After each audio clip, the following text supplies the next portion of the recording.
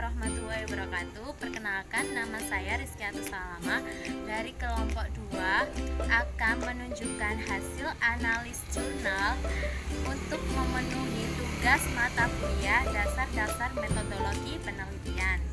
Baiklah, silakan cek video selanjutnya.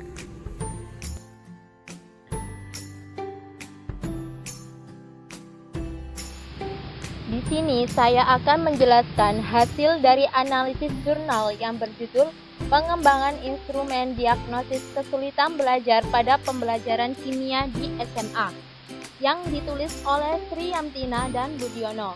Jurnal ini diterbitkan pada tahun 2015 dalam Jurnal Penelitian dan Evaluasi Pendidikan dengan judul Pengembangan Instrumen Diagnosis Kesulitan Belajar pada Pembelajaran Kimia di SMA. Volume 19 nomor 1 halaman 70-79 disusun oleh Sri Yamtina dan Budiono.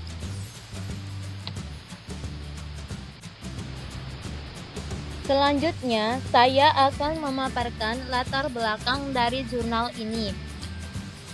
Penelitian tentang konsepsi peserta didik dalam pembelajaran kimia didasarkan pada pendekatan konstruktif yang mana peserta didik dapat membangun struktur kognitifnya sendiri. Button menyatakan bahwa peserta didik yang diduga mengalami kesulitan belajar itu disebabkan karena adanya kegagalan peserta didik dalam mencapai tujuan-tujuan belajar. Penilaian diagnostik sendiri dapat memberikan peluang dalam melakukan suatu proses pengujian untuk melayani satu tindakan tambahan selain tujuan-tujuan yang telah ditetapkan dan dapat digunakan untuk mengintegrasikan proses pembelajaran dan penilaian. Mata pelajaran kimia di SMA bertujuan untuk mempelajari segala sesuatu tentang komposisi, sifat dan struktur, transformasi, dinamika dan energetika zat, serta penerapannya dalam menyelesaikan permasalahan di kehidupan sehari-hari. Oleh sebab itu, dalam proses pembelajaran kimia harus memperhatikan karakteristik ilmu kimia sebagai produk, proses, nilai, dan sikap ilmiah, serta penerapannya dalam kehidupan sehari-hari.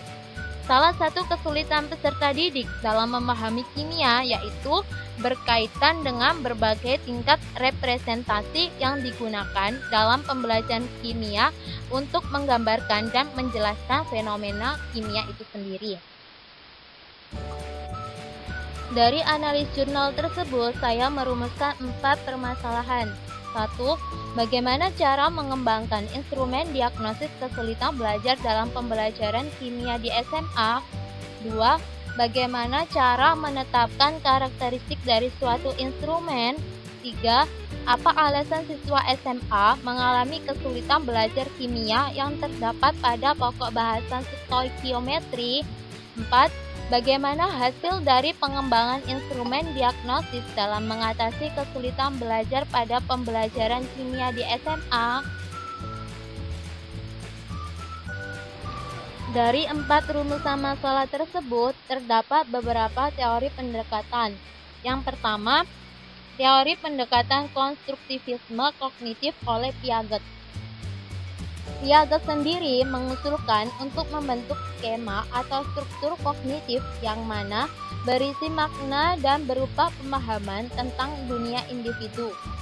Kategorisasi informasi memfasilitasi proses mengingat atau recall dan pemahaman yang membuat pemecahan masalah lebih produktif. 2. Teori pendekatan konstruktivisme sosial oleh Vygotsky. Pemikiran filosofis Vygotsky mengenai manusia kemudian menjadi pelopor lahirnya teori konstruktivisme sosial, yang artinya membangun kognitif anak melalui interaksi sosial. Jadi, maksudnya, apa yang dilakukan atau dipelajari anak hari ini dengan melakukan kerjasama atau dilakukan secara berkelompok, hal itu dapat dilakukannya juga pada masa mendatang. Ketiga, teori pendekatan asesmen diagnostik. yaitu suatu pendekatan yang sangat menguntungkan dalam pengukuran. Penilaian diagnostik ini dapat memberikan peluang untuk melakukan suatu proses pengujian dengan tujuan melayani satu tindakan tambahan selain tujuan-tujuan yang telah ditetapkan dan juga dapat digunakan untuk mengintegrasikan proses pembelajaran dan penilaian. Pengujian ini sendiri dapat menemukan bahan pelajaran yang bermakna terhadap setiap peserta didik. Dalam jurnal ini menggunakan metode penelitian pengembangan yang bertujuan untuk menghasilkan perangkat instrumen yang dapat digunakan untuk mendiagnosis kesulitan belajar pada pokok bahasa materi stoikiometri pada kelas yang besar. Maksudnya di sini kelas yang besar itu kelas SMA dari kelas 11 atau 12 dengan menggunakan model R&D. Dari semua subbagian yang saya analisis menghasilkan cara mengembangkan instrumen diagnosis kesulitan belajar dalam pembelajaran kimia di SMA dapat diatasi dengan melakukan langkah awal yang berupa menetapkan atribut dan hierarki atribut melalui Focus Group Discussion atau FGD yang melibatkan 3 orang dosen, 6 guru kimia SMA, dan 2 orang pakar pengukuran. Cara menetapkan karakteristik instrumen salah satunya dengan uji efektivitas menggunakan ANOVA dan SPSS yang menghasilkan uji beda secara keseluruhan. Artinya, instrumen ini dapat membedakan secara nyata antara peserta didik yang berasal dari sekolah kategori tinggi, sedang, dan rendah. Alasan siswa SMA mengalami kesulitan belajar pada pokok bahasan stoikiometri.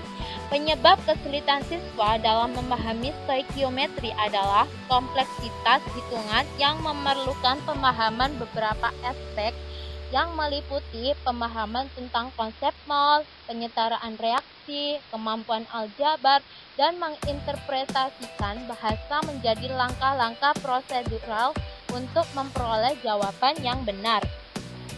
Hasil dari pengembangan instrumen diagnosis kesulitan belajar kimia, penelitian ini telah berhasil mengembangkan 3 paket soal Ordered Multiple Choice atau OMC untuk mendeteksi kesulitan belajar pada pokok bahasan stoikiometri itu sendiri.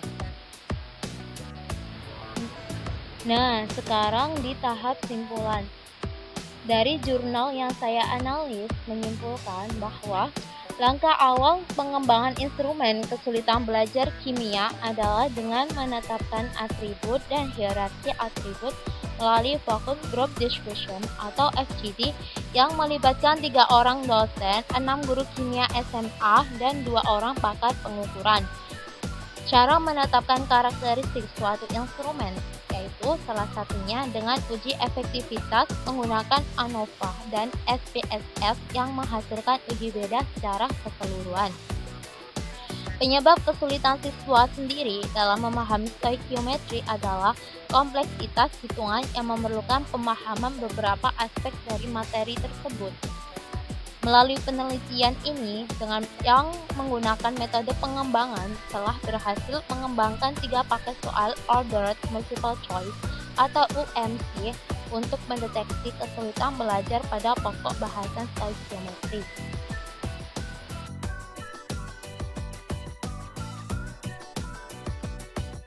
Sekian cuplikan video dari